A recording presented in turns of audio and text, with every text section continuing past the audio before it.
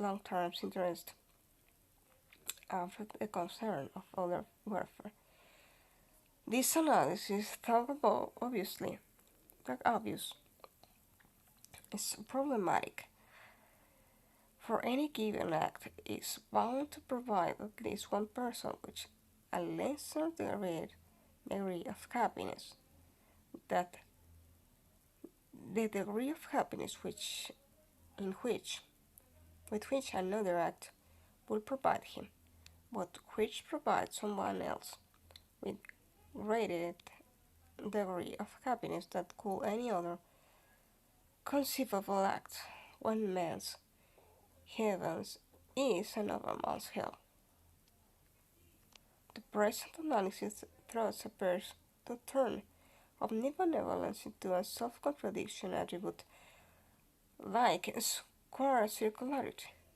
According that analysis, then got to exist, express an unthinkable, hence necessary false proposition, and so rendered non-cognitive an incorrect view.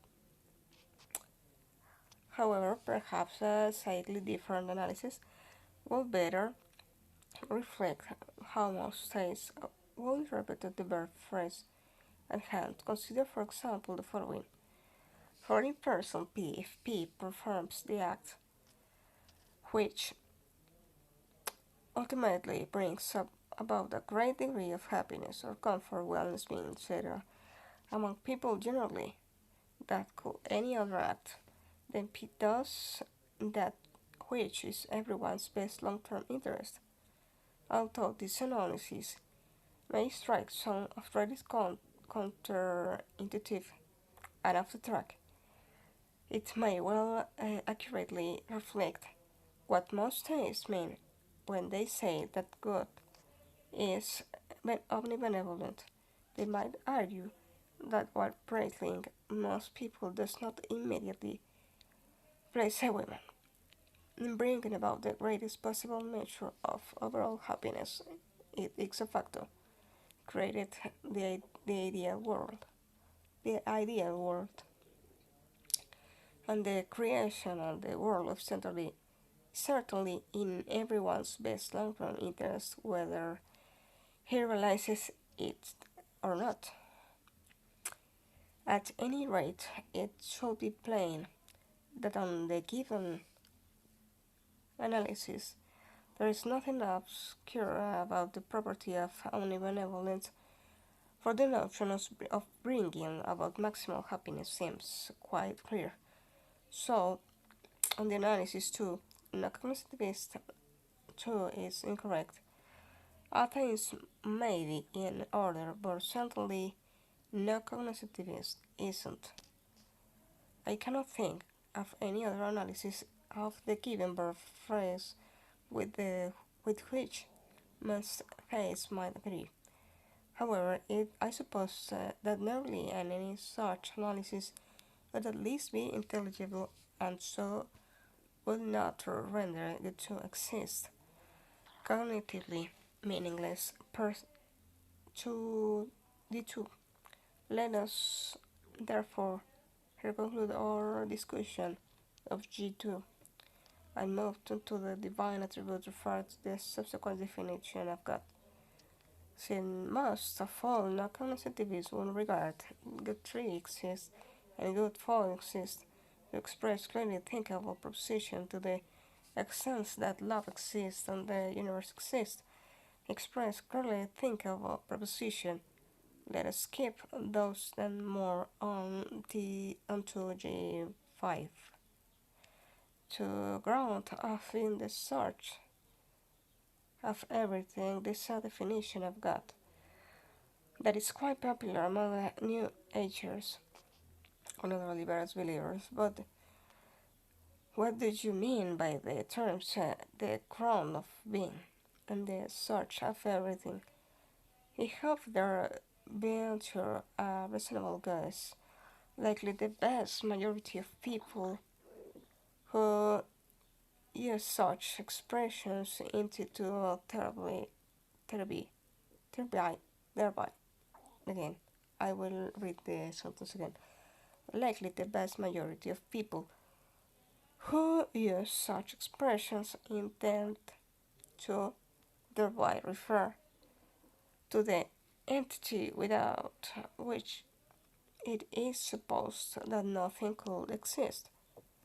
Put another way, by such expressions is usually meant that every entity whose existence is supposedly necessary for existence itself.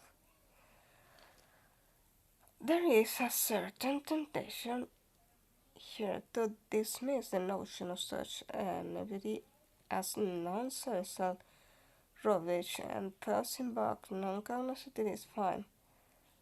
But we must be careful. Thus, the sentence God file exists expresses no proposition at all, and does it instead express an unthinkable proposition?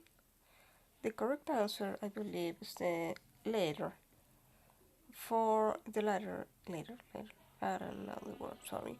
For all inclination to read of a God 5 exists as ontological gibberish arise for not from any incapacity to conceive that I will be for good fight to exist.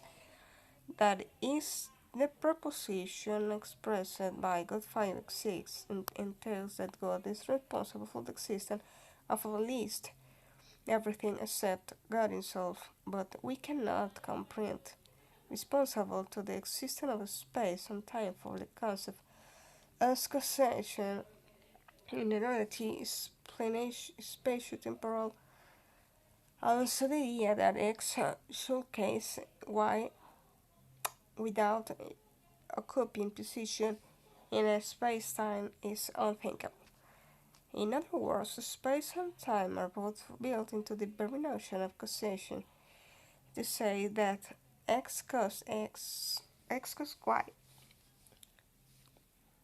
is thus imply that X temporally precedes Y and that X is especially contentious to Y. No other analysis of causation is intelligible. Theists might dispute this, but certainly non-cognitivists wouldn't.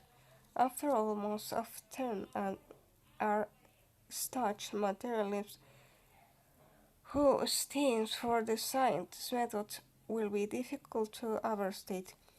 So,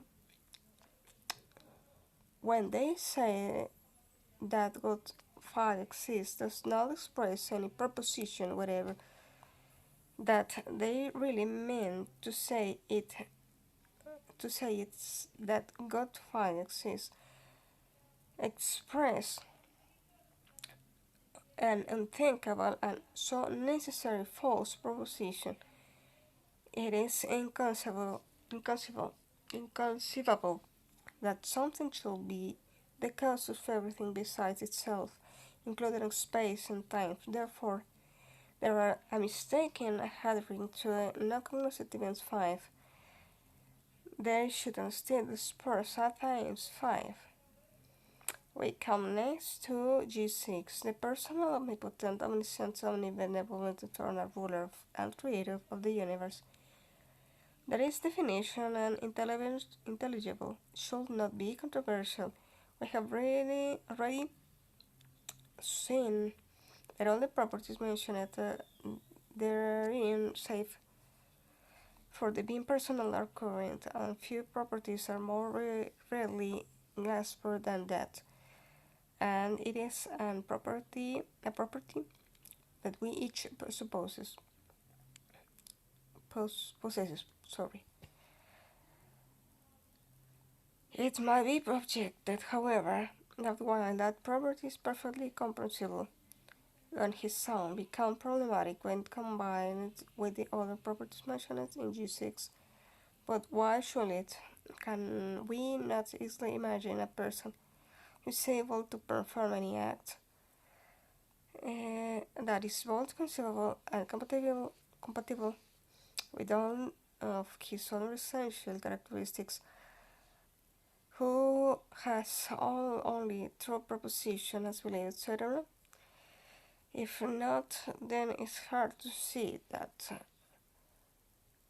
what sort of a entity, if no one of a personal ilk with mind ascribe those properties.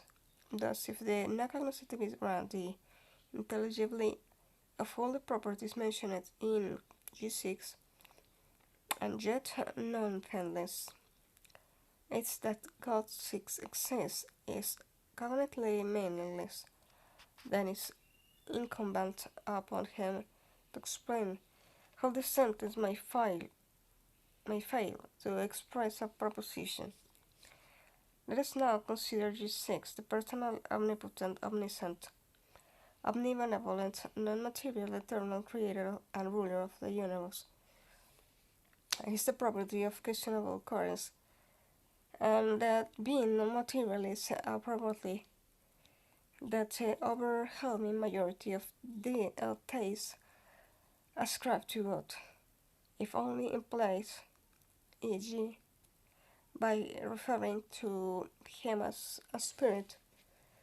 Non-cognitivists, of course, complains that that description is meaningless, especially when coupled with the other properties commonly ascribed to God: personhood, benevolence, as K. Nielsen writes. We have no understanding of the person without a body, and it's only persons that, in the last analysis, that can act or do things. We have no understanding of the same body actions on bodiless doing, and thus no understanding of a loving but bodiless being. What Nichols seems to suggesting here is that God 7 exists